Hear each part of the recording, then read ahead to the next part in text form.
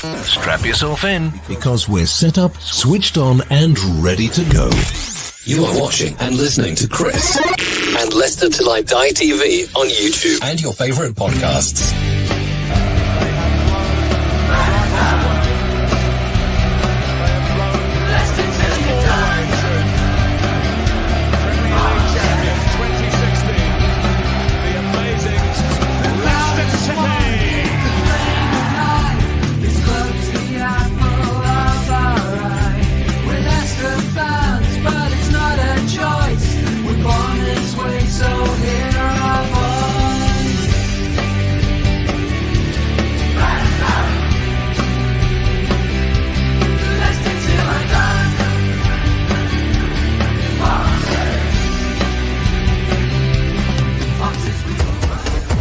Till I Die TV, your first choice for everything Leicester City. Tune in and join in now. And now, here's your host.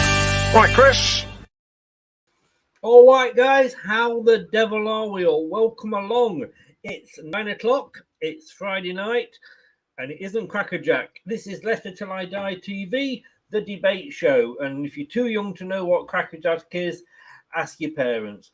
This is Leicester Till I Die TV on YouTube. If you can give us, as it says there, a subscribe, smash the likes, and click the notification bell, I will love you forever. And if you are listening on your favourite podcast platform, and we are on, I keep finding new ones every day I've never heard of that we're on, but if you're all listening to us on Catch Up on your podcast platform, thank you very much for lending us your ears.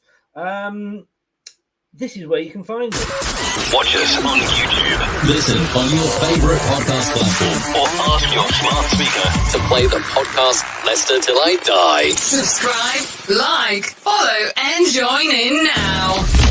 Broadcasting live worldwide.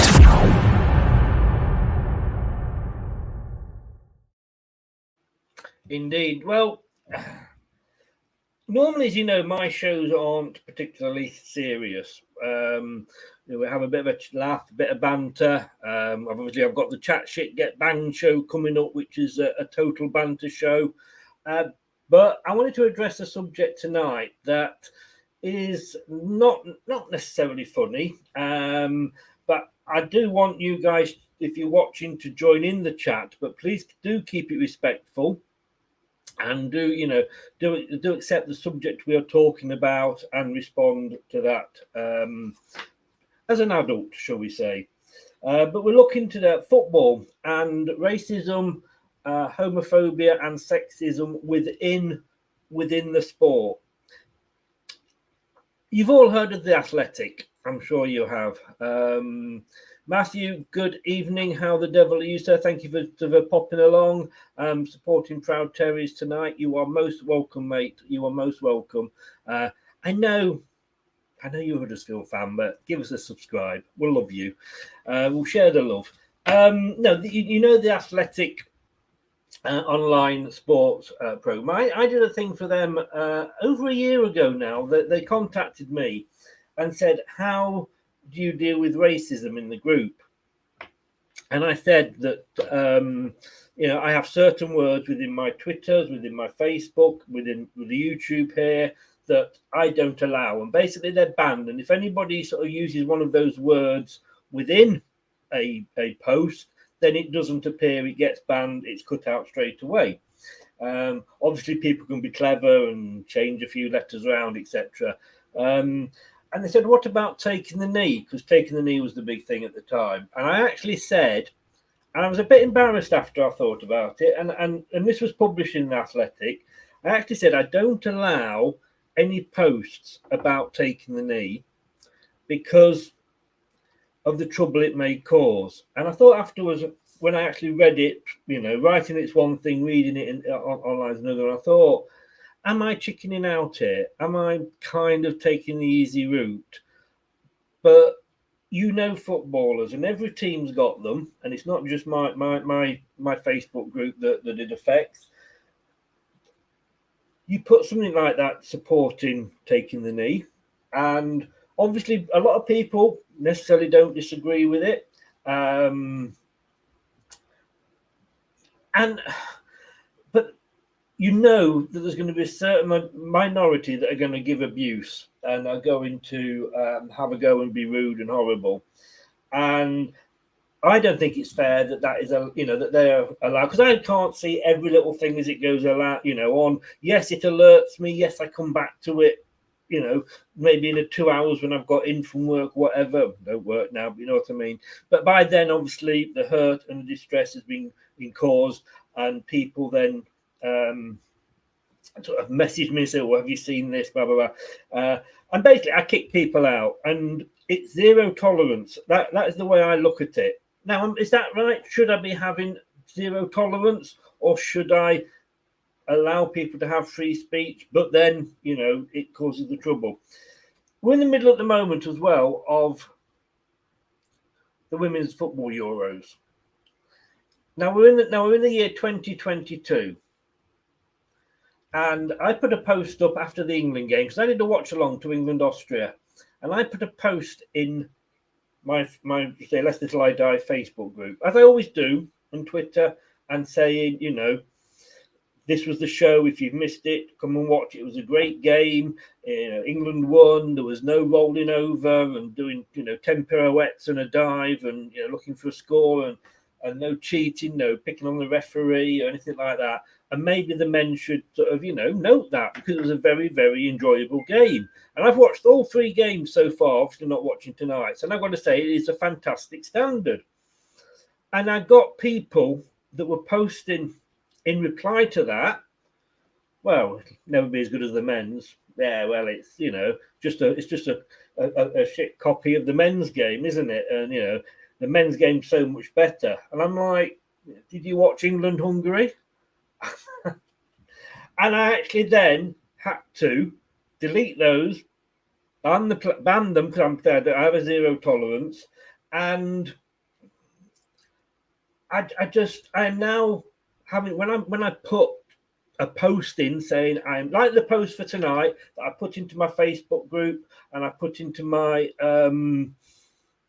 Twitter and my Instagram, and I actually have to set it in the Facebook group. There's 28,000 members in there. I have to set it as being unable to comment, because I just don't want people to. So am I taking the easy way out? Is it, should I be, as I say, being more liberal? I don't know. Well, that's what we're going to talk about tonight anyway. And all I will say is that, like I say, on any of my sites, I have a zero tolerance. So, and people, as I say, people, if they don't respect that, I just get rid of them. Matthew, like I say, good evening.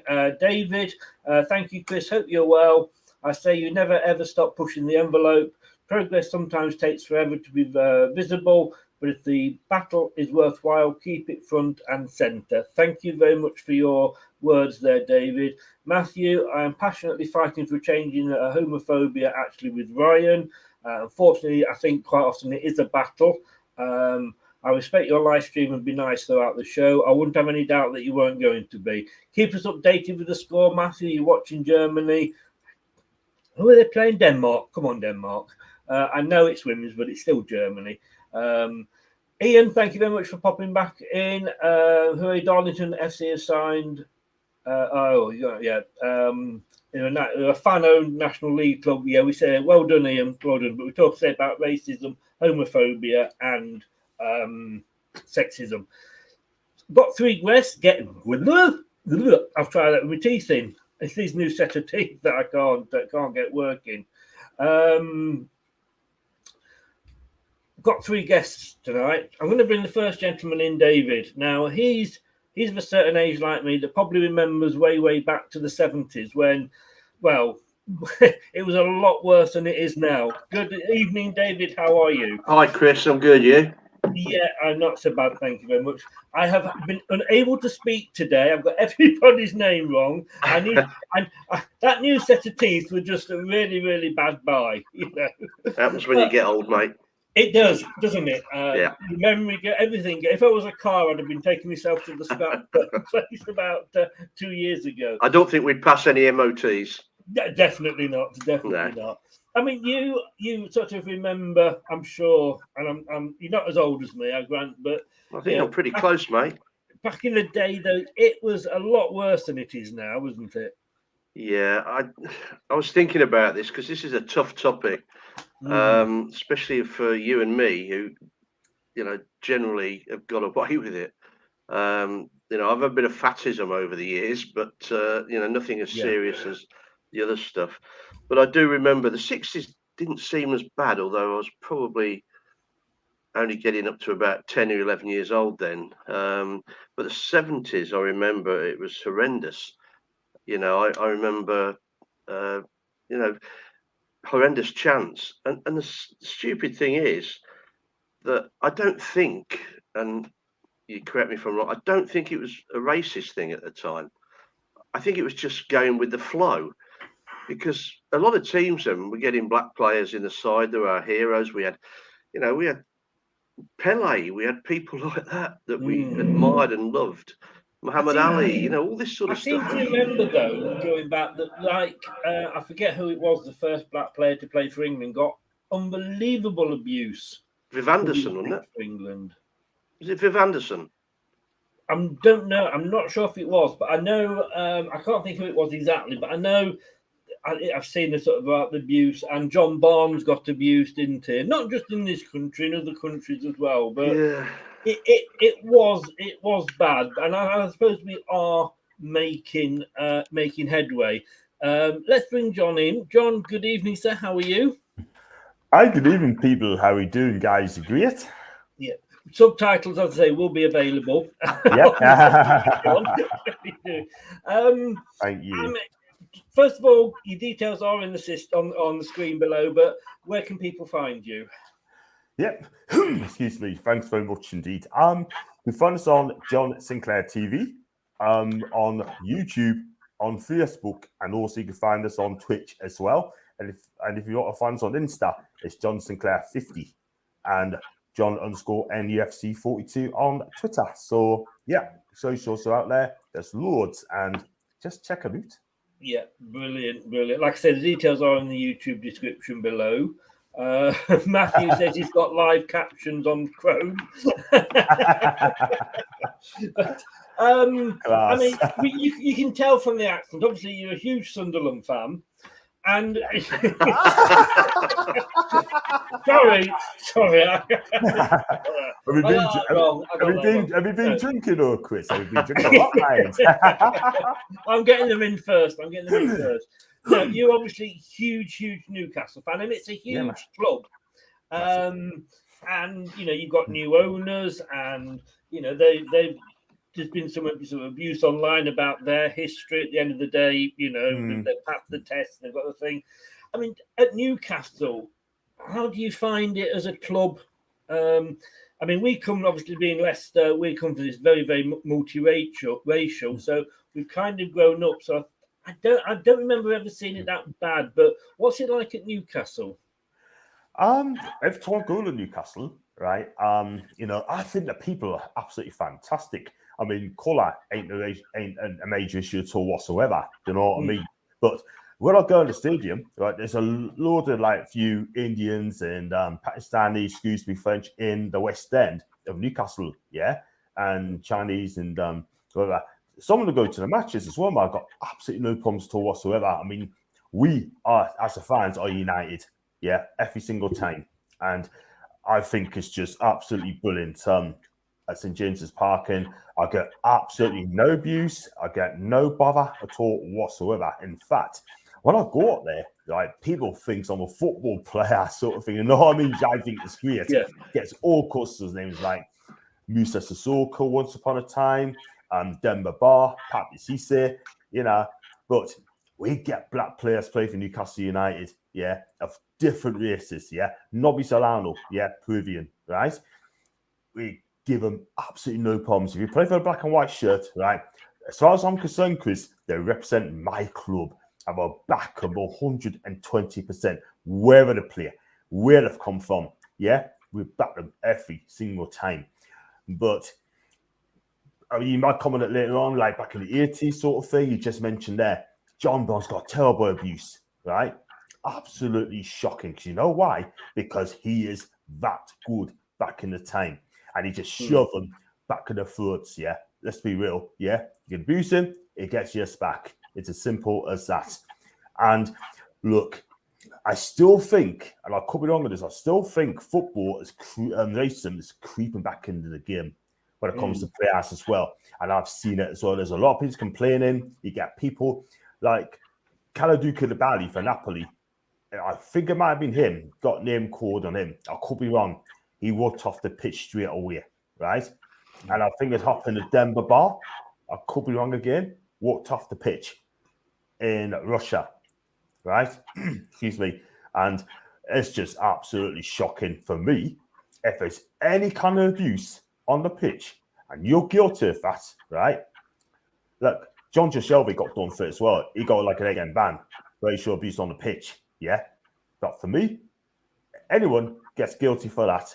For me personally, I just ban them. I just ban them for a long time. Yeah. And if it ever happens again, can come out for life. Yeah, there's and quite right as well. And quite right as well. I mean, I just want to bring Ryan in. He's been waiting patiently there. Good evening, Ryan. How are you? Again, nice to see you twice today. Good evening. Excuse me. This is a subject that is quite personal to you, and I love what you're doing, and you're going out there, and you know you're doing. I suppose you've got the opportunity to do it. Tell everybody what you do. Well, first of all, where they can find you, and what you've been doing to try and make a difference. Yeah, so on our social pages, you can find us at Proud Terriers on obviously Twitter, Instagram, and Facebook as well. Basically, obviously, the things that I kind of do is obviously a number of years back now. Actually, obviously, I came out as gay, and then I started to kind of recognise things in football that was making me feel really uncomfortable, and I wanted to really create a fan group to really challenge these behaviours and kind of push for change, and you know, I see it as kind of like campaigning, in terms of equality for everybody, really. So yeah, like I say, I created this fan group, and yeah, I'm just kind of, we've had some fantastic, things that's kind of happened over the years in terms of, getting the opportunities that we've had, just raising awareness and educating people about it, really. But you have stands, don't you, at the match? And do the club support you? Do they get involved, or do they just let you get on with it? No. When I set up the group, the club have been so supportive from day one, really. Like I say, we have close links with the sports services of the club. And yeah, we do kind of, we're in contact with them, not on a weekly basis, but we always have that contact if we need anything on, and they've always promoted us as well on in the program, on the website and things like that. So they've raised awareness that way as well. So yeah, they've been fantastic, really. Yeah. I mean, Dave, I remember, like I say, back in the day, it's funny because you would hear, and I'm saying Leicester fans because obviously, you might not be able to tell, but I'm a Leicester fan. The clues are there if you look hard enough. But I can remember that a black player on the opposition side would get booed and, monkey chants and what have you. And yet we'd got 3 or 4 players of colour in our own side. I mean, I just don't know sort of where their brains are sometimes. Well, I feel a bit inadequate to answer this because obviously I'm not black, and I can't see it from that point of view. But I've always had that argument that, I mean, if I listed once the top 10 sporting heroes of mine, I think 7 or 8 of them were black. And the same people that booed opposition would probably do the same thing. And that leads you to think, and John, I'm sorry if it offends, but that it's not a racism thing. It's just a stupidity thing. But it happens to be that some of the best players we've had were black, like Johnny Barnes and people like that. I'm not sure whether if Pele had come over, he might have been booed, but it just seems to be I don't know. it's like policemen had the same thing, didn't they? I don't really remember the old Harry Roberts chant many years ago. He was a police killer, and the fans took hold of that and made it into a chant and stuff like that. And it just seems their brains are so limited that they latch onto things like that. I mean, do you think, Dave, when I mentioned this at the start, and then I'll go around the whole panel with the same question. But Dave, as I say, I was surprised that we saw, the England-Austria players before their game in the Women's Euros. We saw them take the knee, but then I've seen 2 games since, and I don't know if they did it in the Germany-Denmark game, but certainly in the Norway, Northern Ireland, and the Spain-Finland, they didn't take the knee, and that sort of surprised me in the UK that wasn't sort of almost part, explain to them that this is part of the game now over here. Yeah, I mean, I'm told that the people that boo taking the knee, and I don't know how true this is, they're offended by bringing politics into sport. How you can separate them, I don't know. And I think I'm of mind that carry on doing it, because anything that keeps people's minds on the problem is got to be good. So I have no problem with it at all. They think it's diverting everything away from sport, but from the days when I was a kid watching it, politics is sport. When England won the World Cup, Labour Party used it. They played in red.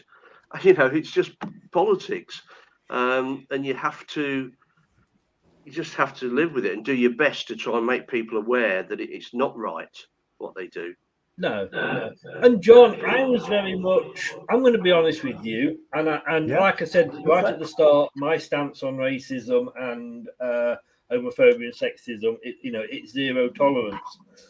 But I was kind of getting to the point where every time I understood why they were doing it, and I understood the fact that they did it, and it was obviously, and the cameras were showing the match, it was there. But then on every single match of the day clip afterward, they always showed that as part of the match, and I was getting to the point of, come on, okay, we know it, blah blah blah. But now that it's not happening, I'm seeing it not happening, I'm getting angry because it's not happening. Yeah, I mean, what you mean by that sort of thing, I can understand why you get a bit angry, sort of thing, but when's this going to end? When's this really going to end, all this racism and stuff like that sort of thing? Can you honestly see it going to end? Do you think older people teaching kids as well, stop being racist, so you can't say this and that and top sort of, it's not right? But they won't listen to their families, they listen to their mates. They think it's cool to have a go at people on the pitch, and it's not. Go back on the knee thing, right? You're going to take the knee. That's been on for a couple of years, right? Since COVID. Yeah.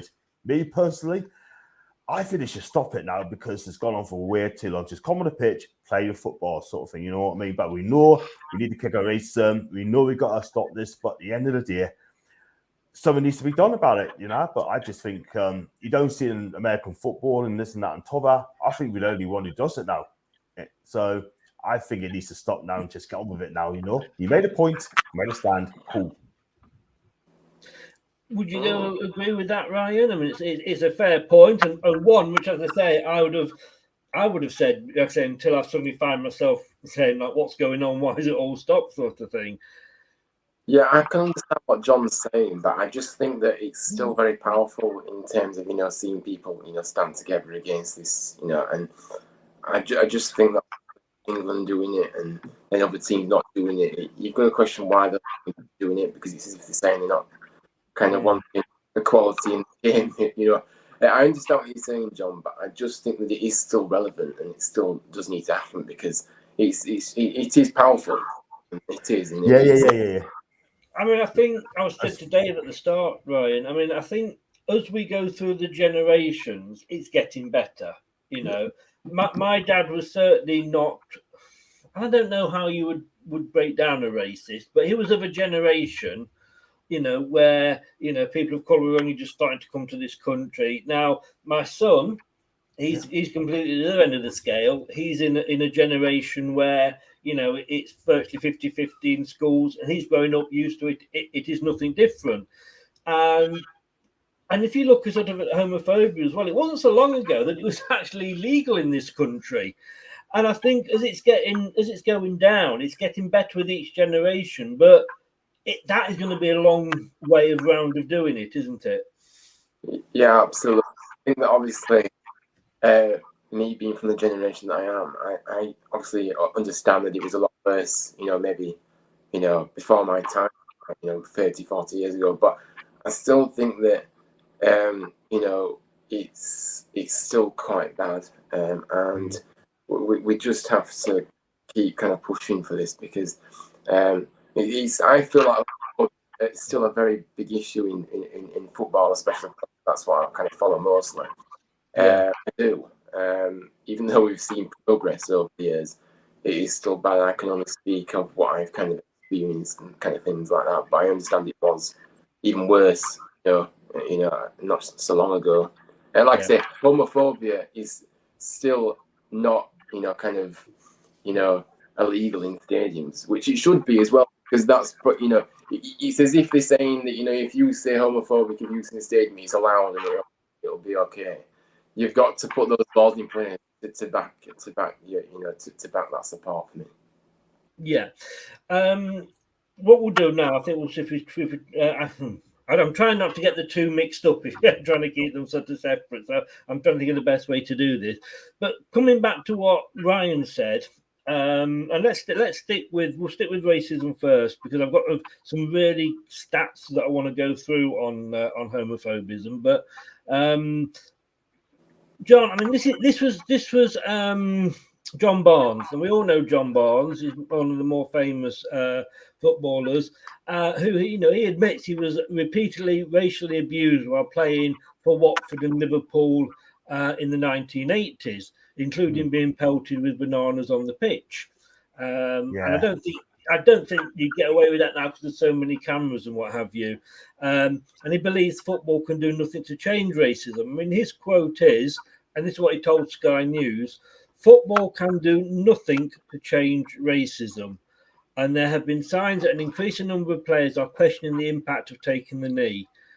So what is the future of the protest, and has it achieved its aim?" I just the Huddersfield fan says it's still powerful. I'm gonna have to agree with him as well. That it's still powerful, by the way. But yeah, I mean, look, you know, racism's gone on for years and years and years. We try to kick it out, and I'm afraid it's still a little bit of the same. But what John Barnes has said there, I mean, I said he's kind of right. Do you know what I mean? But he's been there before, so something needs to happen very, very soon. Otherwise, nothing will, mate.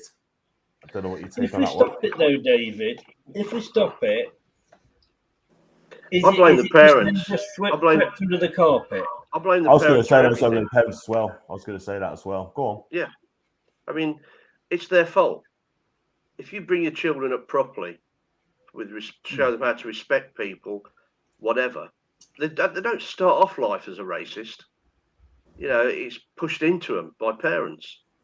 And I'm sorry, but there is no other where to put the blame initially. Schools, maybe. I don't know. I don't know enough about it for that. But I mean, John, you were growing up in a tough part of the world. You know, you can tell me whether it's in schools. I'm gonna have to agree as well. It's down to the parents as well, and then on the school. The discipline comes to the home, right? They've got to instill discipline to the parents, right? And then the school takes over from there. But if you're not going to learn from it, my motto is: if you don't know, right, the situation, ask your family first before you go out with your mates, sort of thing. Get the advice of your family first; they know best. But unfortunately, nowadays, I mean, back in my time, back in the 80s, I've been called names like, you know, I'm not going to say it on here. It sounds not right, you know. And I think it's absolutely shocking. We talk about the 70s and the early 80s, that they call you black, this and that, and all that. Sorry, but at the end of the day, I've been called out nearly every day. Believe you me, guys, it flipping hurts. Do you know what I mean? And if I got mad at them, they're just gonna win. So I just think, you know what? I just gotta know it, let them carry on. I just go from there. That's not right, though, is it? This It's is what I not was saying at the often. beginning, Chris, that I'm not qualified to think or talk about it because it's never happened to me. No, but you would have Yeah. views on it. But if any of my children behaved like that, they'd soon find out. Oh yeah, and they wouldn't, because Yeah. they've been brought up to know better than that. And this is what worries me, that it's still going on in the 21st century when people should have learned. And I grew up in Nuneaton with when the West Indian guys came over. It was brilliant, you know. I mean, playing with different people and eating different food. I mean, you know, I'm not being condescending. It was just great. And I've carried that all the way through. And, you know, I've played a lot of cricket. God forbid I give for a 6'5" West Indian bowler, you know, we pay a lot of money for. I did an Anthony there. I popped out the show. I don't know. That's I all right. went to Chris. fix something off my laptop, and I just did. Yeah, another beer. A point that Matthew made there, Ryan, and going on from what David was saying, is nobody taking responsibility for this?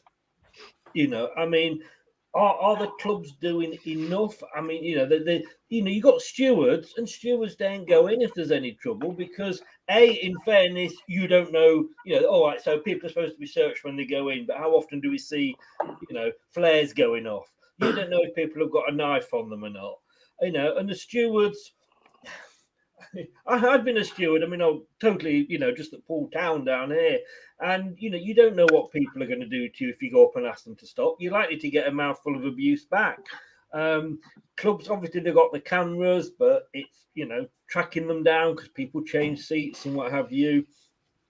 And our social media companies still doing enough, Ryan? I think, obviously, first of all, let's touch upon social media. I don't think they have, though, because, you know, you see the amount of abuse that's on social media at times. It's very toxic, isn't it? It's also very positive as well, so we've got two sides of it. But when it is toxic, I don't think enough action has been taken. I think that, you know, it is sad, really, because, I mean, I suppose over the years probably has got better in terms of, you know, like I say, Matthew was talking about, obviously, the Euro final. I think there were kind of convictions made through the social media, but I just think there was one instance, and I don't think he's done enough. I mean, in reality, I mean, you know, the steward in this country. Let's talk about the stewards a moment. I'm going on a few things here, but I don't think the stewarding is good enough in this country either. I mean, if you look abroad, you know, the stewarding is a lot better, and, you know, and there's more, it seems to be more control, you know, into, I don't know, maybe I'm not really been to many abroad, but it just has that sense to it. But yeah, I think that obviously clubs, well, you know, clubs can, you know, support, you know, can condone this behaviour, but they can't control, you know, maybe fans' behaviour in the stands. But they can still stamp down and make the relevant actions for sure. But it's very hard to pinpoint who's doing things in a stadium as well, because it just depends if it's a group of people that are doing, or maybe an individual. But it's not always easy to find, you know, unless it's reported there at the time, which obviously there is features for that now, by the way, obviously. I know when it's done, they just, no pun intended, but they disappear into the crowd, don't they? Yeah. I mean, Dave, coming to you about social media, because you've been on the other end of this. Yeah. I've been banned from Twitter and Facebook. Yeah, I mean, I can go to my Facebook group, like I said at the start, and I was doing this last night with Mike and with Dan, and I was actually, it was a weird conversation to be having. We were there 11 o'clock at night on a Friday night discussing swear words, what swear words should be put down, and we're going through like, well, are we being a bit over the top if we include? But it's so easy for me running a Facebook group. It is so easy for me to enter those words, and anything that comes up with those words is put into for me to authorize or not. So, for example, and I'm not going to use a really bad word, but toss. So you've got toss. It can be used in a sexual way, or add an ER on the end, and you've got another word. But then you can always say tossing the coin at the start, etc., etc. So it gives you a chance to see in what context it's being used. Same on Facebook and same on YouTube here. I've got a whole load of words that if they come up, I say as any mods that are in or myself can see those words and decide whether we want to allow that comment to be available for everybody to see. So if I can do that on my own little basis, surely the big social media companies can do that across the board. No, they can't, because you're doing it on your own little basis. That's the point. I got banned from Facebook when I was in Portugal. I absolutely have no idea why.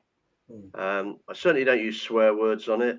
On Facebook, I don't slag anybody off.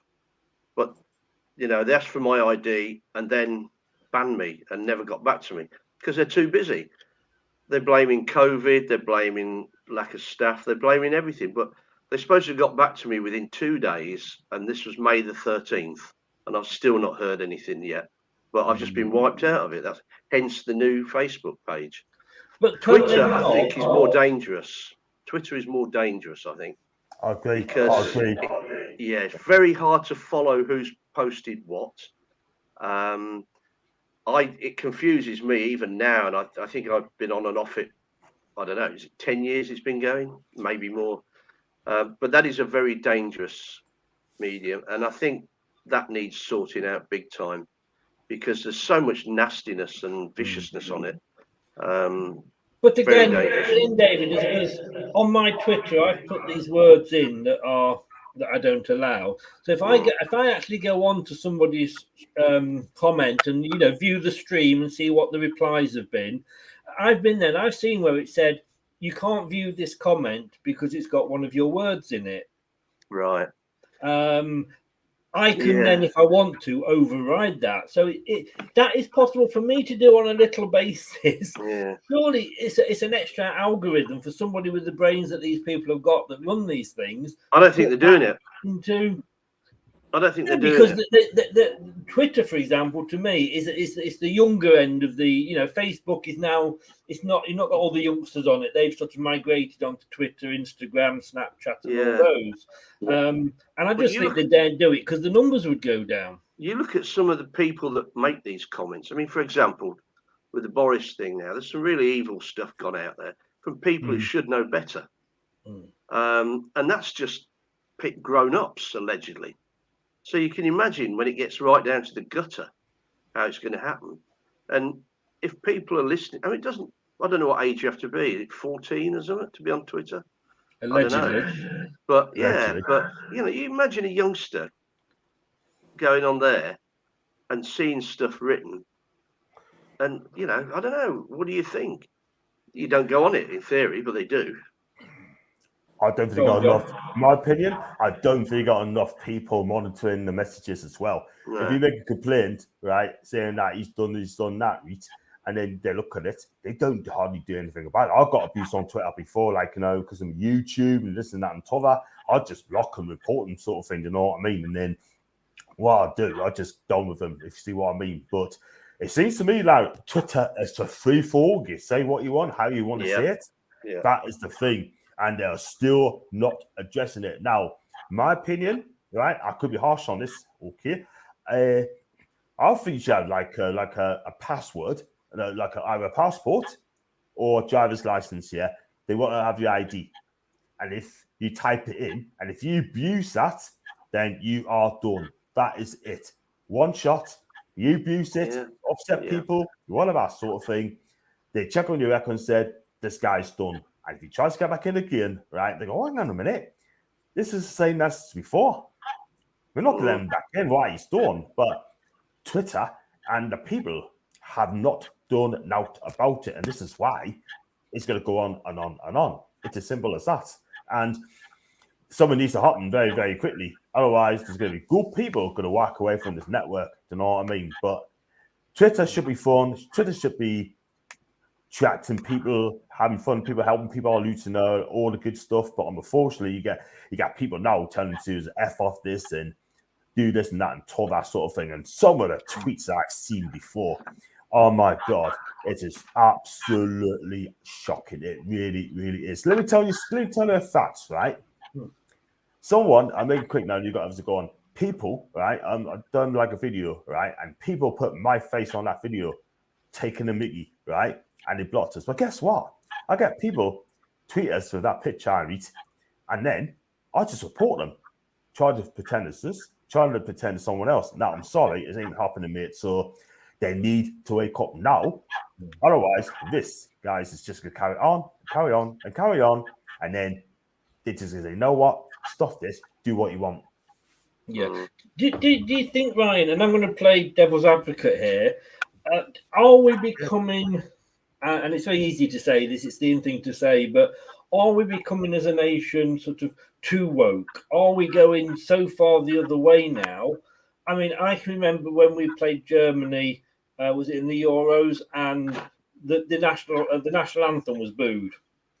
And I remember the next day on GMB, there was, it wasn't Piers Morgan for once, but one of his stand-ins, and he was, obviously, I've never known him do anything about sport. I don't think he's not a sports reporter or anything like that. And he was saying, "Oh, there they were, but it's disgusting. It's bringing back memories of the war and all that." And I'm like, "No, it's bringing back memories of 1966." Everybody, he's got an opinion, but his opinion was based on completely wrong information. And we're getting to the point, if we're not careful, where it has gone too far the other way, and we can't say A, we can't say B. It is a very thin line between banter, which it always has been at grounds, and it being offensive. But I would, as an adult, you've got to kind of, surely you know that whether you're walking over that line or not, don't you? Yeah, absolutely. I think that a lot of people's behaviour is now apparently just bound to say something out of place. It seems to be used that word a lot, especially kind of experience things that I've had. People always say it's banter, that it's just an excuse. And just a quick one about social media, which I forgot to mention.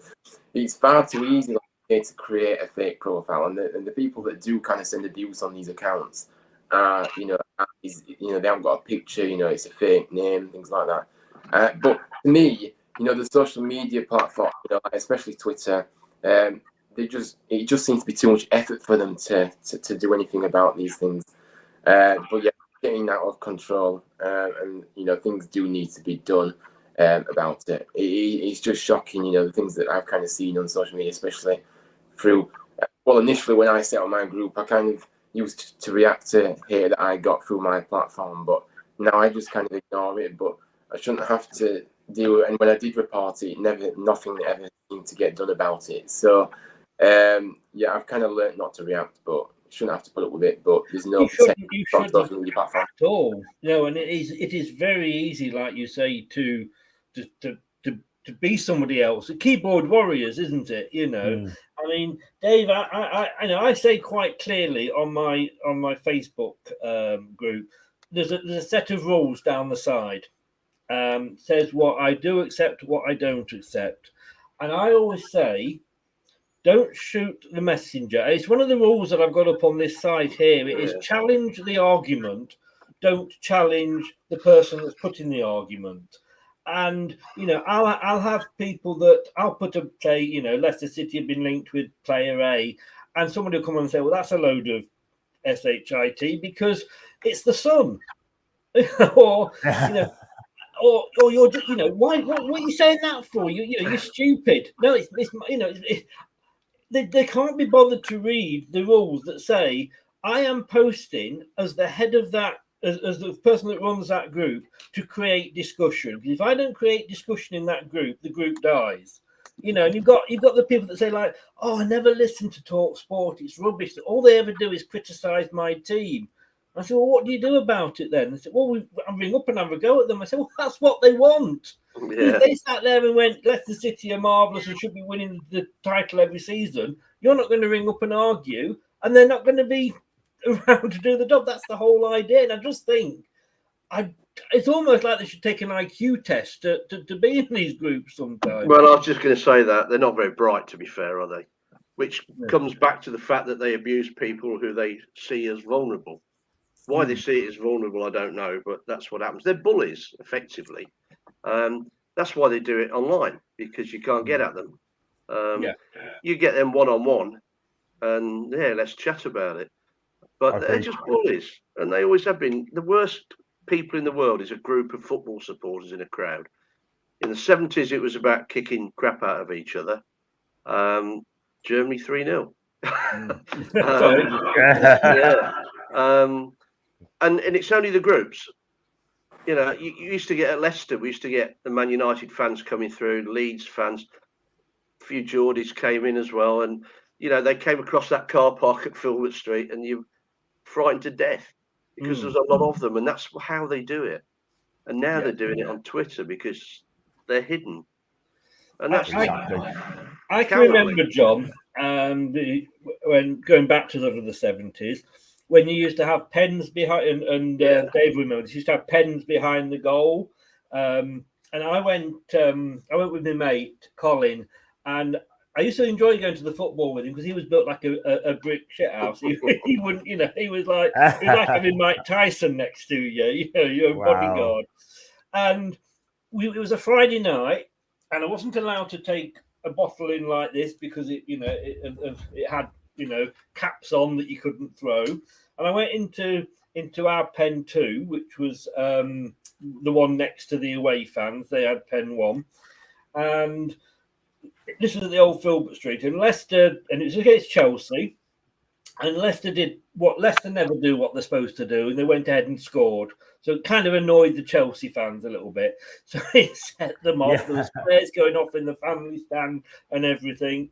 They actually broke through from their pen into our pen. There's only about 10 of them, and then there's like a couple of hundred in our pen. We just ran into the corner, you know, and the police had to come in. Thankfully, Chelsea equalised, and I said to my mate, I said, I'm not enjoying this. I'm literally living in it. I want to leave. And he went, yeah, good idea. So do I. We couldn't get out. It was actually locked. We could not get out the ground. And so I went back to the police and I said, can you let us out, please? Went, why? I said, well, not enjoying the game. We want to leave early. And he actually went down ahead of us, unlocked the door, stuck his head out this thing, looked around, said, run for it. And that was, and there was actually a stabbing that night, which just shows sort of, you know, sort of atmosphere. But you now look at the stadiums now, and I know people don't like, you know, the seating, they want safe standing, and I get that. But has modern stadiums at least taken that bit of sort of trouble out of it, do you think? Yeah, maybe. But sorry, I just thinking back, we talked about do the stewards do enough, and Ryan was saying probably not, and they can't do it. But they're more concerned about people standing up than they are about racism or homophobia or anything like that. They don't even listen to that. But if you're a group of, I mean, they major on all the time about standing up, so I guess it could affect their insurance if something goes wrong, because they don't do it for our health.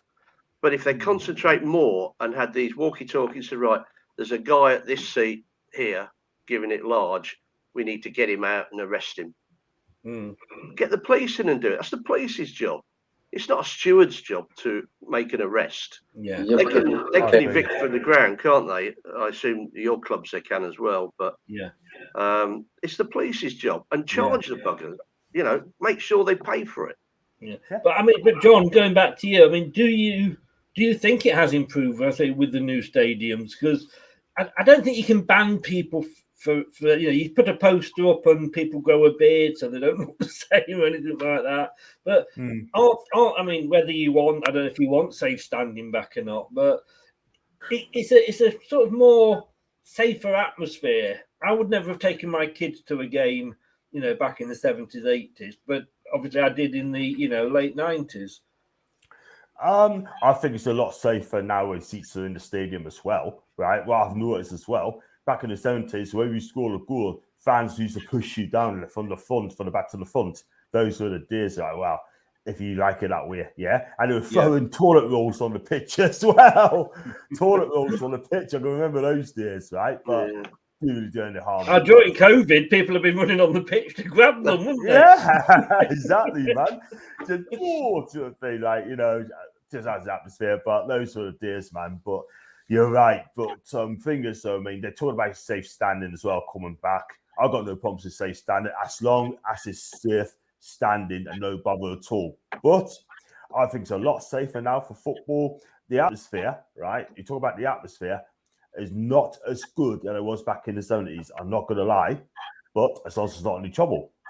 But nowadays, right, you can take your kids to the stadium as well now. It's all seated. I think is a better, safe as well. Safe standing, like I said, as long as it's safe. But look, I think it's a lot better. Yes, they spend a lot of money getting new seats in and make it a lot better. You go to like German leagues as well. They got all seats in their stadium, right? Serie A, I'll go to Serie A games, right? And some of the stadiums have still got terraces as well. And some of them still not doing enough to the stadiums, still back like the 60s and 70s, like, you know what I mean? Like Leicester clubs as well. I've been to Genoa sort of thing, Genoa, Legio Ferraris as well. It's an old school stadium. And it seems to me they haven't done anything about the stadium as well. But you're right. I think it's safer now. Just before I come on, and we're going to talk about stuff homophobia in a second, Ryan, but I just want to take this point up that David has made here and come back to him on this. I see your point, Chris, but the issue is who makes the rules as to what is acceptable banter or not. It's not racist, but what do you do with fans who make fun of our chairman dying in the crash? And that is a very good point. And you've got, Liverpool fans that have, been having a go at Manchester United fans about Munich. You've got Man City fans, having a go at Liverpool fans about the 96. Those sort of things, I think it is difficult to sort of go, because it's. I actually had a situation at the start of last season, and it was Wolves, and the guy was caught on camera mimicking a helicopter at the King Post. He was a Wolves fan, and it made sort of social media news. It didn't make major news, so obviously they didn't feel it was a big enough story. The guy actually came on my channel to actually apologise for doing it, and it was a moment of madness, and it's not Northwood. And I thought that was pretty big of him. But unfortunately, that sort of thing, yes, it is not nice, but at the end of the day, where do you stop? I think racism, sexism, and homophobia is bigger as a thing than something like that, as sick as it is. But Ryan, I mean, well, I would say 30% of fans admit they would find two men kissing at a match uncomfortable. I mean, have we not got past that yet? Is it? No. I'm just reading Gay Times now, and it hasn't got a date on it of when it was, but it was done in conjunction with Paddy Power. They haven't. Just checking. They haven't put a date on it all. As part of Paddy Power's initiative to kick out homophobia in football, they joined forces with the Gay Times to carry out their most authoritative survey yet in the attitudes towards LGBTQ issues in the sport. But 30% of fans admit they would find two men kissing a match. Does it matter? Does it matter who's kissing who? Yeah, to be honest with you, I'm not surprised by that stat, by the way, Chris. I think that, personally, would I feel kind of safe to do that myself? If I were my partner? No, I wouldn't. Not in a football environment anyway. So I'm not surprised that is as high as it is. But like I say, because there seems to be this big stigma in football in terms, it just feels like, if you're different in the sport, you kind of get frowned upon and you're made to feel like you shouldn't be there, Yes. And it's just not acceptable, and yeah, but I'm not surprised by that. But it is very kind of upsetting, really. But yeah. 72% of football fans have heard homophobic abuse.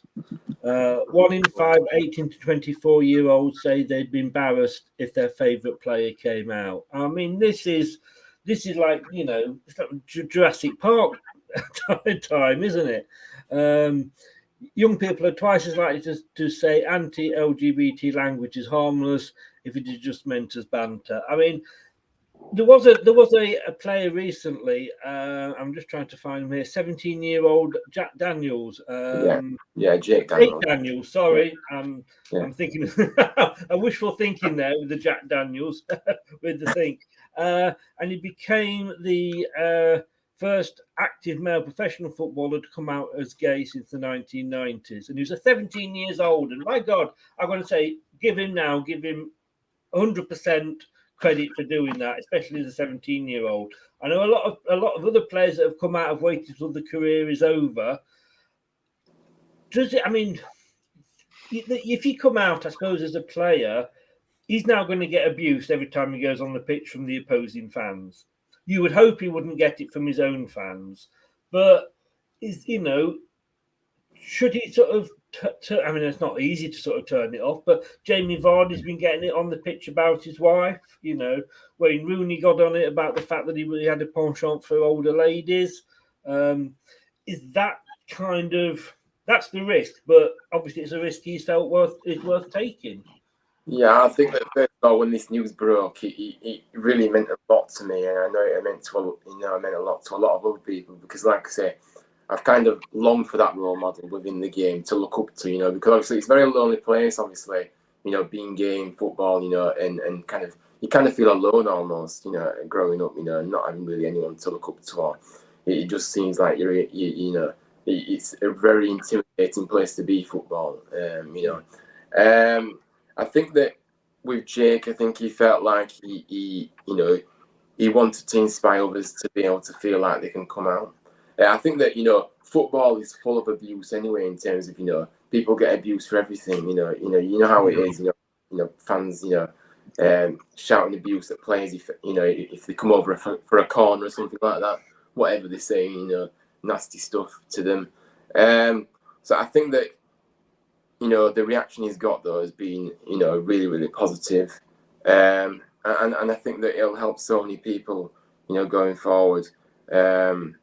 And like I say, his teammates are very supportive of it as well. So it's great to see him have the courage to do so at such a young age as well. And I have to, give him so much credit for that because it was difficult enough for me to come out, but I'm not in the public eye, whereas he is obviously in the public eye, and the media are looking at stories trying to maybe out people, if you could say so. I don't think the media help either, by the way. I think the media are very toxic towards this kind of thing.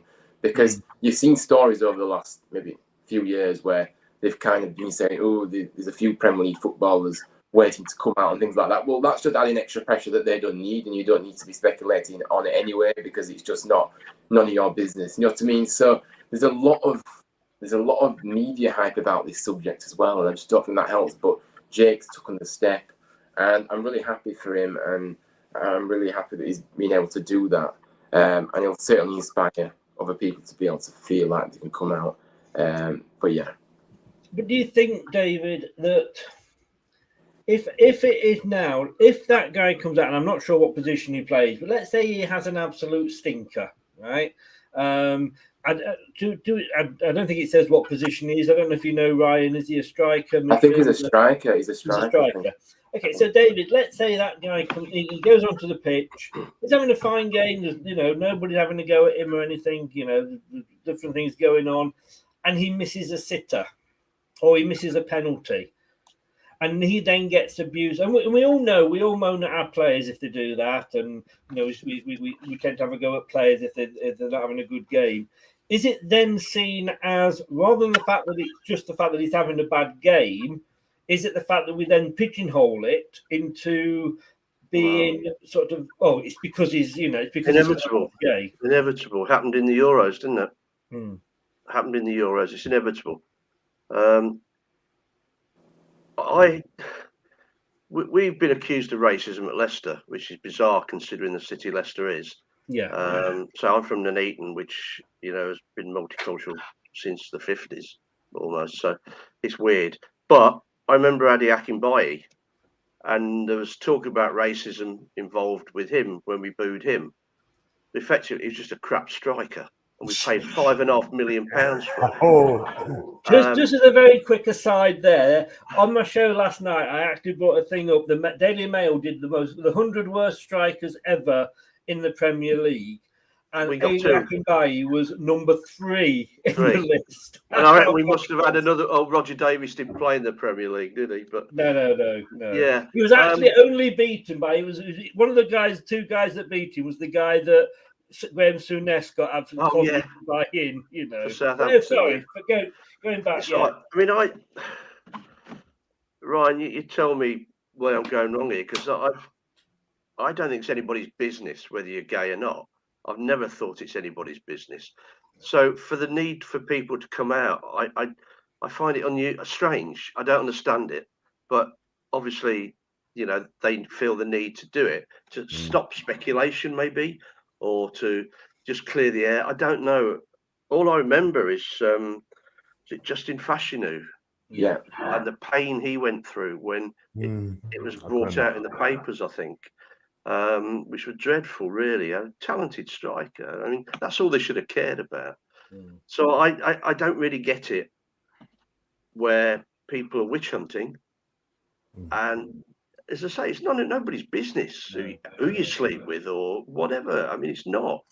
I mean, just to come back to you quickly on that, Ryan. I mean, as somebody who's gone through that, I don't know, because obviously I can't say from experience, but I would imagine once you've made that move and you have come out, I suppose it's there then. Nobody can throw it at you. Nobody can threaten you. You know, if you let something slip, it doesn't matter, because it literally, you know, people know it.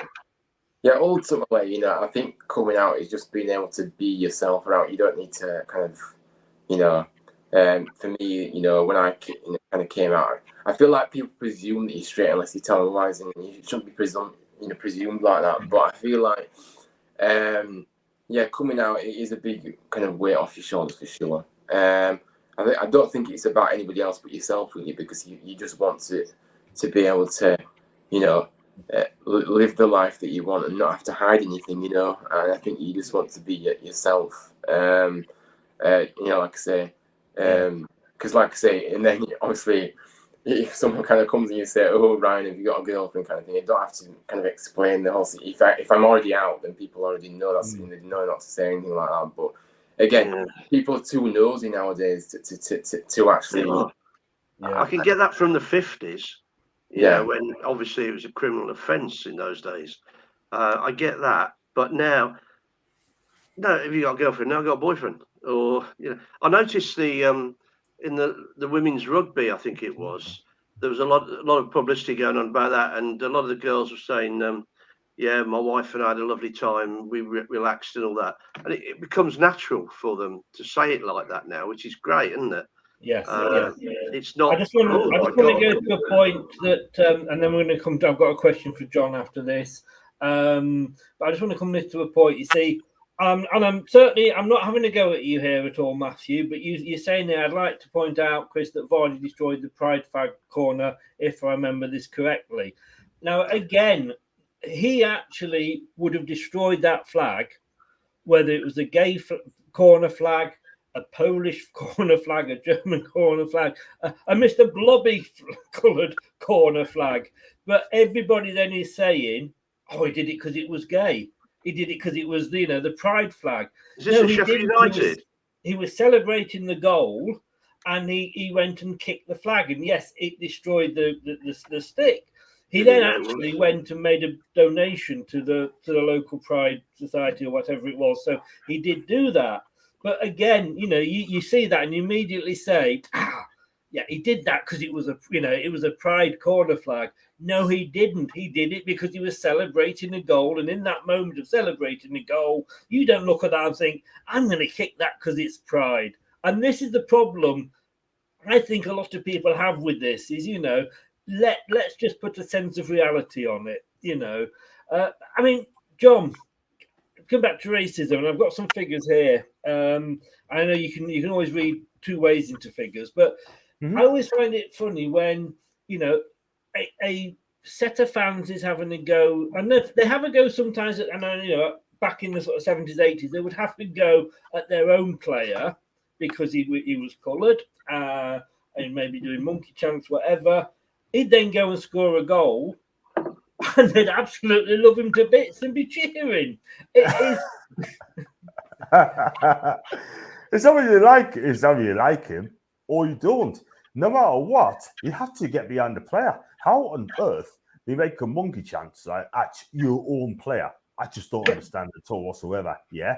If I was playing, they made monkey chance of us, I'll walk off the pitch. And I'm surprised he didn't do that at the time. But look, at the end of the day, right, you either like the player, you don't. And it just makes no sense whatsoever. But one thing I'm going to say, right, how does he feel, right, that player, when he made that monkey chance at him, how did these players actually feel? I bet they feel hurt. I think they feel embarrassed. And they ask the question, why me? Why they having a go at us? But it's odd, Chris. It's very, very odd, man. It is totally, you know. And I say, just looking at this YouGov poll that was taken, half of football fans say homophobia is a serious problem in professional football in the UK. And we probably do need more football for us to come out, then it would become more acceptable. Not that it isn't acceptable, but it just, so he's gay or she's lesbian or whatever. You know, it's another, you know, in 10 years' time, would people sort of look at this player, Jake, and, you know, make sure it's a big story of it. But I'm just looking at racism, and this is the number of people that think it's a serious problem. In general population, I think it was 10% of the population thought it was a problem. In football, it was 16%. Homophobia, 11% of the general population thought it was a serious problem. I am sorry. I am reading that the wrong way around. I did tell you you could take it anyway. Let's go back. Rewind. Racism. 36% of football fans, think it is a serious problem. 25% of the general population. And the same with homophobia. It seems that it's always felt that bit worse in sport, John. And until we get those sort of figures on the other end, the 16, the 30, the 37% don't think there's a problem with sexism in football. 30% don't think there's a problem with homophobia in football. 16, nearly 20% think that racism isn't a problem in football. While that small core remains, that's always going to be the problem, isn't it? Yeah, absolutely. And it's been a problem like that for years and years and years. But what do we do to stop this? Do we get them banned for getting a long-term ban sort of thing to set a sample out of them? Maybe. Yeah. And then let's hope it doesn't ever happen again, right? But those figures you're giving us is just frightening, absolutely frightening. Do you know what I mean? And yeah, again, it's a YouGov. It's a YouGov. When's it going to stop though? You know, well, exactly. I mean, you know, David. I mean, there was a guy who, after the game, after the team had played a game, I think it was probably the first home game after the chairman had passed, or it was the last home game of the season. I wasn't there, but the crowd were doing a walk around. I think it was you'd got, you know, Craig Pearson was there, Nigel Pearson was there, Craig Shakespeare, Ranieri, so all the past managers were there. Pearl was manager, and at the end of the game, they were walking around applauding the fans. And there was a fan that ran onto the pitch to give Top, the chairman's, you know, late chairman's son who had taken over, a hug and a flag. And he got hauled away, and I think he was banned for something like 10 years or something. Now, obviously, he could have had anything on him. Of course he could. But was that any worse than, you know, hurling abuse at people? Well, no, but you've also seen every pitch invasion ever towards the end of the season this year. Every team had pitch invasion. Look at Forest. They should have banned them all. You know, yeah. It happens, doesn't it? I think the stewards are wrong. They're not qualified enough. You know, a bit of common sense would have helped. okay, he shouldn't have done it, but you've got to use your common sense. And I'm afraid all these people in yellow or orange coats or whatever, no matter where they are, whether they're on the railway station or what, they ain't got any common sense. They can't think for themselves. If there's people abusing anybody, whether it's racist or homophobic or whatever, they should be kicked out and arrested. They won't do it, and that's the problem. That is the big problem, John, that they haven't got the balls to do it. Exactly. Totally agree. They haven't, but like we say, it should be easy to do with season tickets and seat Took the words out of my mouth there, Chris. Took the words out of my mouth there. You're right. Yeah. I mean, Ryan, David touched on there about all the fans coming onto the pitch. Now there was one game, I think it was Everton. Was it Everton Palace? And Patrick Vieira knocked a lad over and went to kick him. It was a shame he didn't connect, to be honest with you. But that's maybe me being a bit ungracious. But to my mind, right, this comes down to the common sense organisation. There had been a pitch invasion with 5 minutes of the game to go. So the stewards, the ground, the police knew that the chances are there's going to be another one at the end of the game because they just had one. They had to, stop the game, clear the pitch, and then it went on again. So why, when the fourth official could say to the head steward or head policeman, whoever, it ends in 2 minutes, were they not there to form a barrier for those away players to walk across the pitch in safety? Yeah, absolutely. There just doesn't seem to be anyone taking responsibility here. They don't seem to know what they're doing. I think that there was talk, obviously, as well, that the Palace players and the manager could have actually gone off at the end. Obviously, that with Everton, you have to walk across the pitch, don't you? But they could have actually gone in at the dugout outside where they're putting away. So why couldn't you have given that option to them? They knew what was going to happen. But the thing is, though, is with pitch invasions, is how do you kind of clamp down on that, because the amount of people that try and get on a pitch anyway for these pitch invasions, it's impossible to stop that amount of people to get on, no matter how good you are at your job, in terms of the steward. But I don't know, but I understand what you're saying about obviously Vieira's, perspective, and it should have been dealt a lot better than it did. But again, I go back to it. It doesn't seem to be anyone taking responsibility or having any common sense at all, and they're not trying to put things in place to kind of prevent these things from happening when they know that it happened previously and they know that it's an issue, towards the end of the season as well. But yeah, it's confusing to me. David, I mean, I can remember when we won the championship and got promoted under Nigel Pearson. I ran on the pitch. I'm not going to lie. I ran on the pitch at the end. I shouldn't say that. They can't ban me because I haven't got a season ticket and I live in Bournemouth, so I'm not nowhere near the ground. I ran onto the pitch, as did a lot of other people, but it was after they'd done the presentation. The crowd or the club had said, if you want to see the players walk round, let them walk round. And in fairness, they got 3/4 of the way round, and then one or two broke ranks and ran onto the pitch. But why can't you just wait those 5 minutes? And I can remember in the Facebook group having arguments with people saying, well, I'm going to run on the pitch at the end, whether they allow it or not. Yeah. And I'm like, why? I remember all that. Yeah. I just do not. There's no easy answer. I think that used to happen at cricket. If you remember, back in the 70s, 80s, as soon as the last ball was bowled or the last run was scored, the fielders had run for their lives. They stopped it there.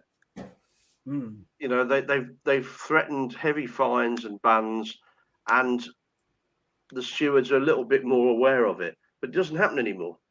They get the rope out, they get the stewards, they block the area in. They've taken steps, and football doesn't seem to care. I tell you, they're more. When you go to away games, there's signs saying that if you stand up, you'll be ejected from the ground. If I call somebody a black so-and-so, I can stay in the ground. How can that be right? They're more concerned about you standing up than they are about abusing people, and that's where that's where it begins. That's where it begins. You can answer this, Ryan, as I don't know what he's on about here, Matthew, but Huddersfield got fined. I presume that was for crowd trouble, was it? Has he done a previous question before? He's correcting himself with what? Also, it's all about the FA finals, but not other clubs. Obviously, we had issues in the playoff semi-final. Luton at home. But I believe it was, but because, like I say, I think from what I heard was us kind of, us fans kind of went over to the Luton fans, kind of applauded them, but then someone threw something from the Luton end, and then that's how it started, and then Huddersfield reacted to that, Right. So I don't know, but there needs to be continuity with this, like Matthew said. I think that, if you and what is the fine going to do? You've got to. It's not going to do anything, is it? Like I say, things need to happen for it to change. It hurts the smaller clubs. It's water off a duck's back for the big clubs. But I can remember we played in Europe. I think it was this season, and the opposition fans brought a load of flares in. And everybody says, like, well, we don't know how they did that. Well, let me tell you, I've been to Wembley twice. Once for the Charity Shield against Man United, and once for the Charity Shield against Manchester City. The second time it was the English Super Cup because we won it. And both times I was searched when I went in, and I had a bag on me because obviously going from Poole to London, I had to have lunch with me and what have you, and I had a hold all with me. The guy, they opened this twice. They opened it up, looked in it, and I'd got, because it was warm, I'd taken my sweatshirt off. So I got my sweatshirt folded over on the top. He opened it, looked at the sweatshirt, went, fine, go through. I could have had anything under there. Now, when it comes to the flares, yes, it was Italian fans that had brought them in, but we were the hosting ground. And I think as the hosting ground, it's your responsibility to stop them coming in. That's as far as I understand it. But we've kind of covered it all. But I just want to end with this one, and I'm going to start with John, and I'm going to come around and ask you all the same question. And without sort of naming people, we do know that there's some footballers out there that haven't exactly been well behaved, shall we say, for different reasons. There's always this thing that footballers should be role models. And when you see, there's the news at the moment about a footballer from London. We know about the Manchester. We know about the Pep one. Is more responsibility? Should the players take more responsibility? 100%. I mean, look, at the end of the day, I mean, you're a professional footballer, you're a role model to other people as well, who pays your money, pays your wages, right? Who idolize you as well, if you see what I mean. And you've got to be professional as well, and don't get it wrong for the wrong reasons. Yeah, just do your job, and then people still remember you for a good guy. But there are some people, right? It's all real doc in the news. I'm not going to mention it anyway because it's been well documented. But some of these players, I'm not going to mention the names again, goes and they make a lot of money, right? All it is they make a lot of money. They can get who they want, right? That is the thing, right? But when it comes down to it, right? I mean, it's, how do I pull it? Like, they just fall for it. Sometimes they fall for it, and then whatever they get, you get wrong for it. But look, at the end of the day, I'm not going to lie, but you're right. They need to keep themselves a low profile if they can. Don't get yourself into trouble and just go from there. So, they don't need to, do they, Ryan? They should be able to. I mean, their argument is, well, we're just a footballer. Well, yeah, but you're on that much money that, youngsters do look up to you. They always did, collecting cards with the pictures on. And I can remember the World Cup 1970. Every time my dad went to the Esso petrol station, he got me a little silver coin that I'd have to put in the holes.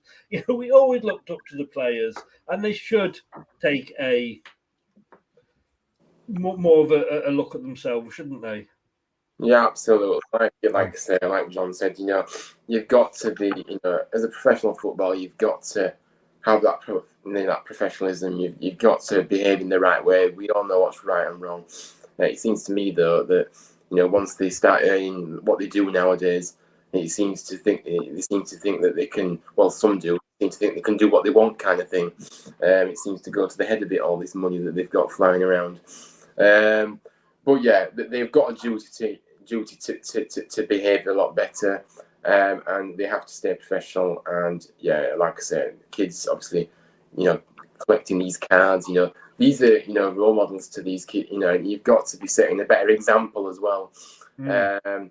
And yeah, that's my kind of viewpoint on it, really. But, yeah. Even David, even now, when I look at my wall here, and I've got a load of Leicester things up there, and I've got signed photographs. Got one from Keith Weller, one from Stan Collymore, and you know, you think about, you know, remember that Stan Collymore, that game when he got his hat trick on his home debut, and that's the picture that he signed. And yeah, obviously we know, you know, his bad. But then you've got players like Marcus Rashford, you know, who, whether you agree or not with what he says, he's got the balls to get out there and actually do something good. Nothing but admiration for Rashford.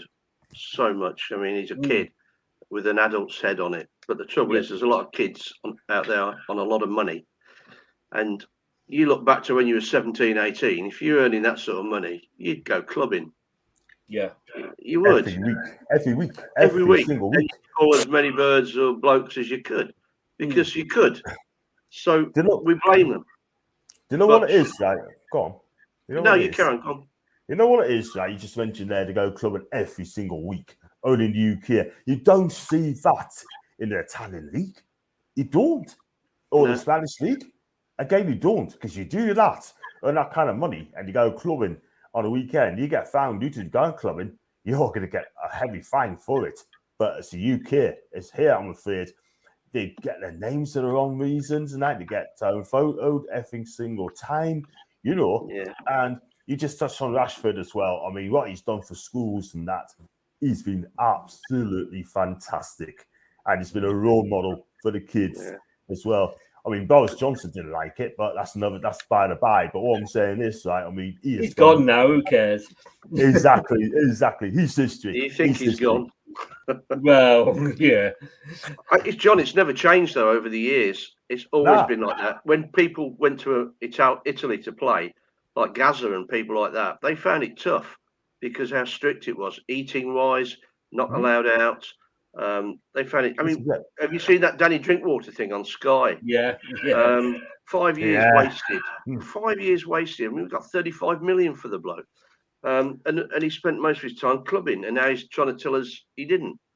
But the thing is, right? I mean, the thing is, I mean, I listened to the Talk Sport today, and I think it was Simon Jordan and Danny Murphy said that they don't really feel sorry for him. Stuart Pearce as well. If he wanted to play football, if he really did, then he would just say, right, you know what? I'm going to rip up the contract at Chelsea. I want to go and play football elsewhere.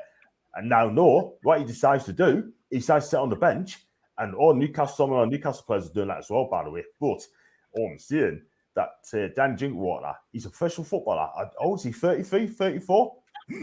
Excuse me. So he sat on the bench. Like that, yes. Yeah. He should have played football. You know what I mean? Oh, and by the way, he should never left Leicester. He should never left Leicester. No way. No, he didn't. And the grass is always greener. And I think that's the thing you can always say if a player's thinking of leaving. Well, you know, we just quote. We call it doing a Danny these days, but you've just got to quote him as an example. But there are a lot of players around, a lot of clubs that aren't getting it, you know. I mean, what's Grealish at Man City, £100 million for the player, first ever £1 billion player. He's not a regular, and he's having to sit on the side.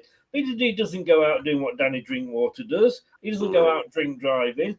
I mean, I'm not an animal lover, but I wouldn't wish any harm on any animals. But you know, just having there saying, like, "Oh, my dad died, then my dog died," and I'm like, "Oh, come on," you know. But right, it's always an excuse. There is, exactly. There's always the thing is, they won't look at themselves. That's the problem. It's always somebody else's fault, you know. But Matthew, Matthew's got a point here, and I did say I would come back to this to end on here, and I appreciate everybody coming on. But Ryan, I mean, speaking of upcoming World Cup issues regarding LGBT, Qatar should not host the tournament.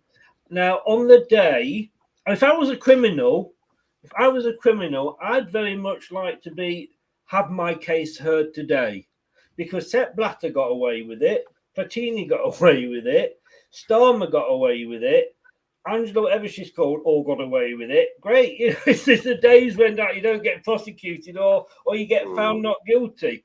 But I get the FA wanting to go to these different countries and promote the game, but you've got to look at where you're going because, like you say, you know, I went to South Africa a couple of years ago on a safari. It sounds better than it was, but started off in Johannesburg, and we went into there's a tour because we were all coming over from different places and we're having to wait. So I went on a tour of Johannesburg, and they took us to Nelson Mandela's house. And you look at the sort of places they lived in, and you thought, my God, you know, how did they get away with this? And that guy is the total respect what that guy did when he came out and how he handled it. But there's a talk around. They showed you the ground that hosted the 2010 World Cup in Johannesburg. Unused, weeds everywhere, behind fences, wire fences. And then literally you go from looking there to looking there and you see a township. And you're thinking, what has hosting the World Cup, what has it really done? And I've got to say the same with Qatar. Yeah, well, we know why Qatar got it. Obviously, you know, we do know. Got away with it. There's a lot of videos out there that people need to have a look at about, like, the 1978 World Cup in Argentina. How come Argentina got all the night games in the cool, air? A lot of it, but for that reason alone, Matthew. I'm sorry, it's been a long question here, but for that reason alone. If we are going to take it to places and spread the word, and I get that, then let's not give it to Germany twice or Mexico twice or America twice. But it's got to go to the right places, hasn't it? It has, actually. Yeah, it really has. And this kind of obviously kind of been vocal about this on my social media about, you know, Qatar being able to host this tournament. You know, FIFA kind of said, they're all for equality and things, but technically they're not if they're allowing a place like Qatar to host the World Cup. Now, I know money's involved and that's all they care about, but the reality is there's a lot of issues over in Qatar, not just homophobia. There's all sorts of issues, you know. But from my perspective, you know, not that I would go anywhere, but because it is a long way away. But the reality is I wouldn't be safe in Qatar. And I wouldn't be able to go if I wanted to. Now, that's not right. That's clearly not right. I don't agree with the fact that it's going to be, you know, it's not even, the World Cup should be happening now as well. You know, we shouldn't have to be waiting until, you know, the winter time for it to be hosting. That's another issue that I've got.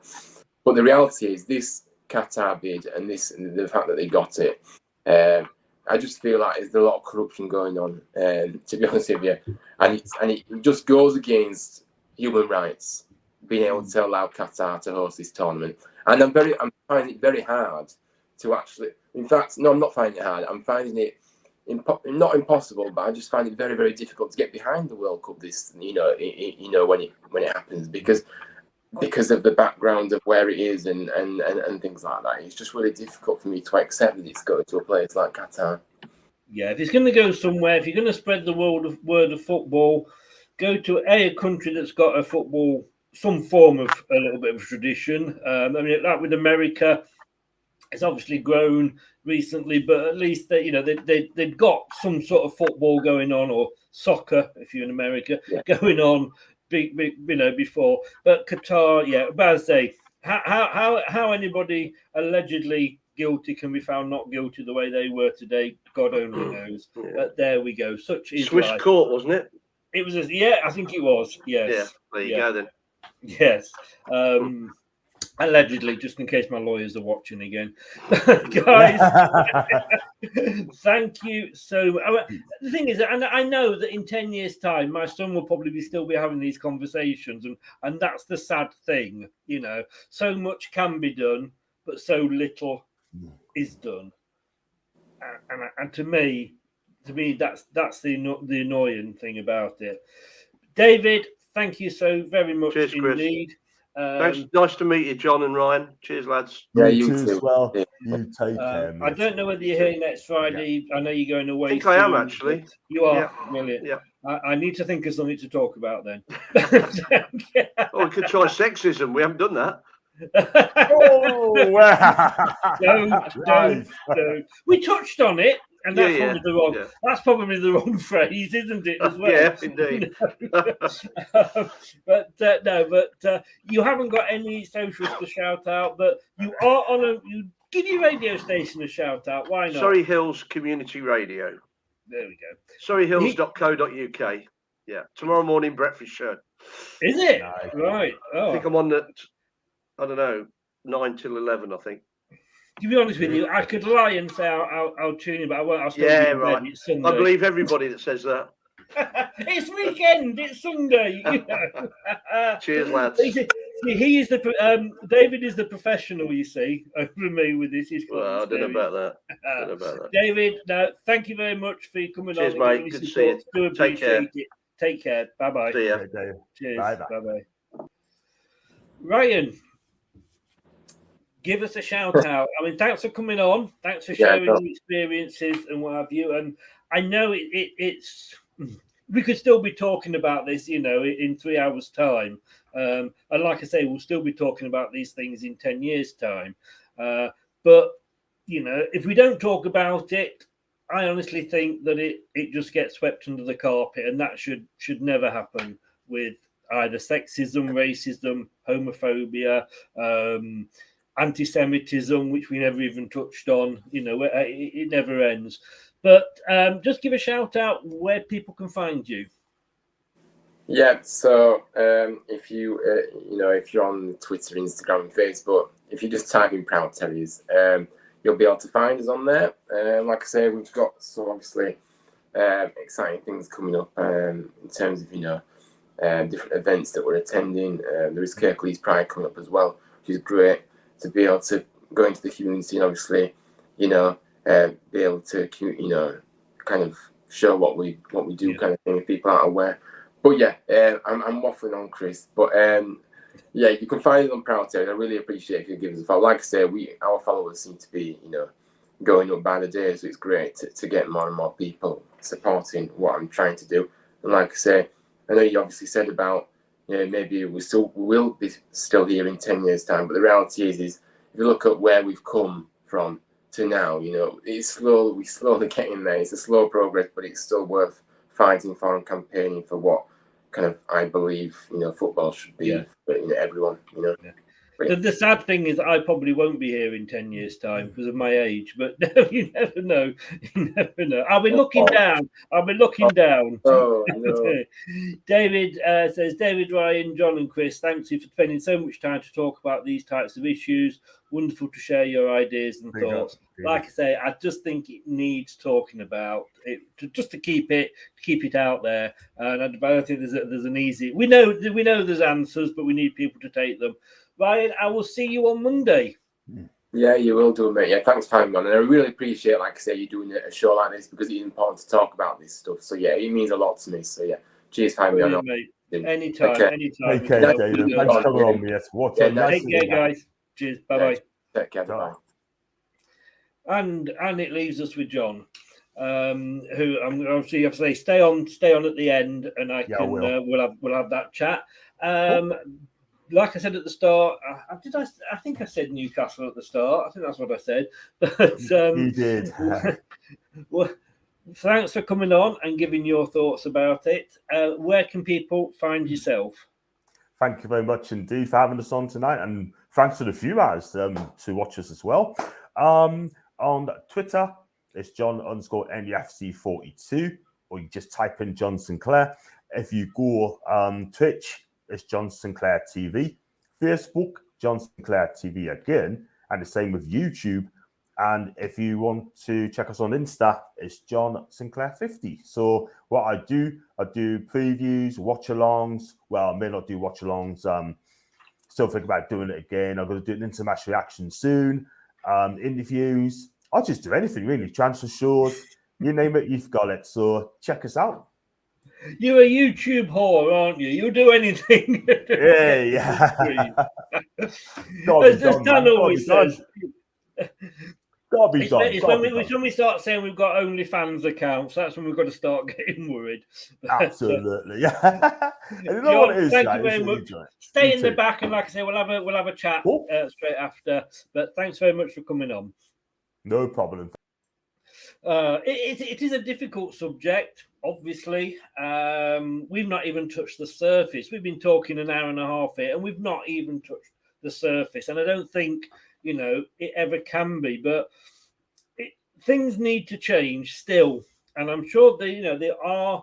I'm 61 now. I started following football in the mid-70s.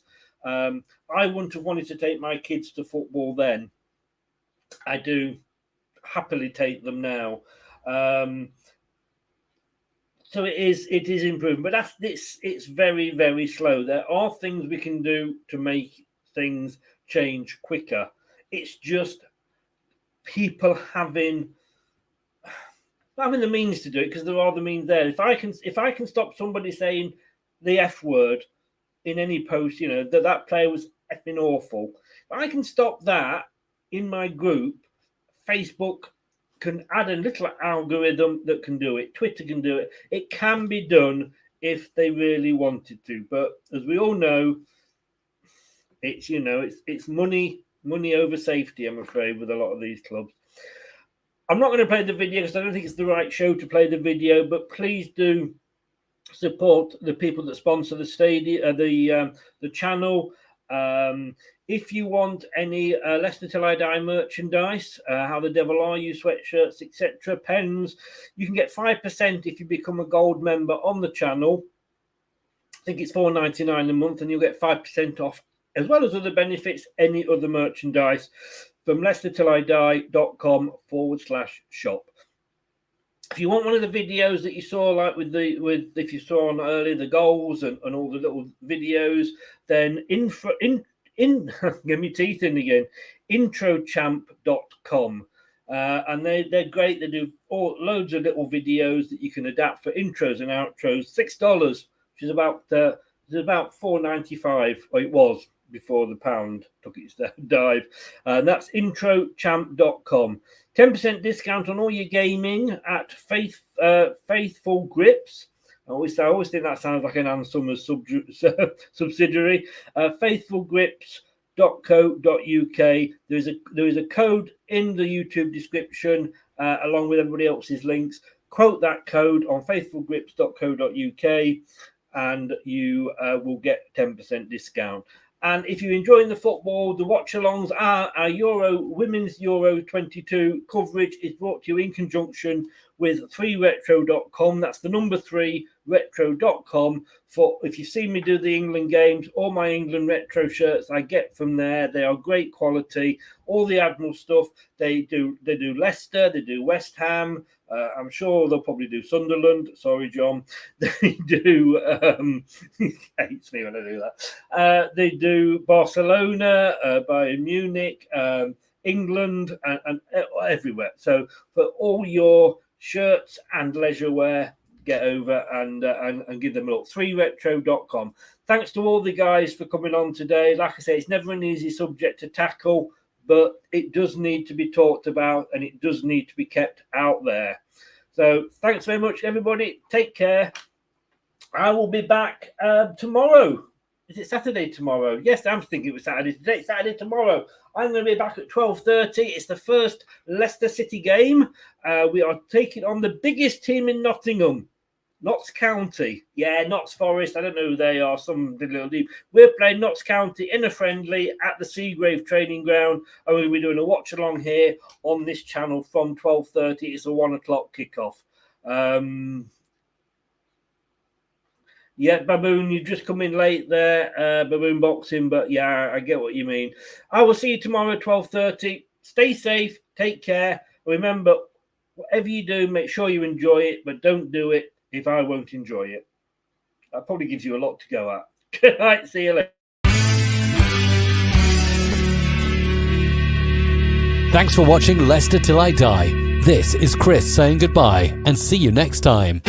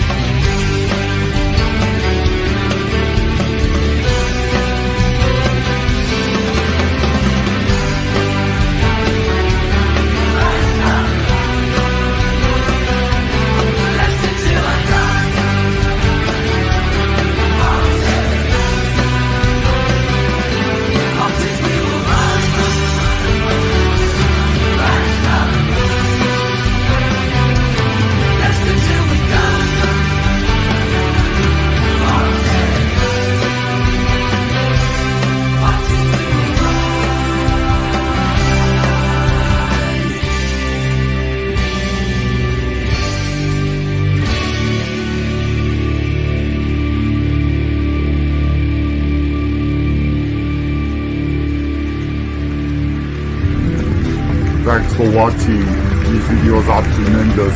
You better like them too, or I'll be back. Cool.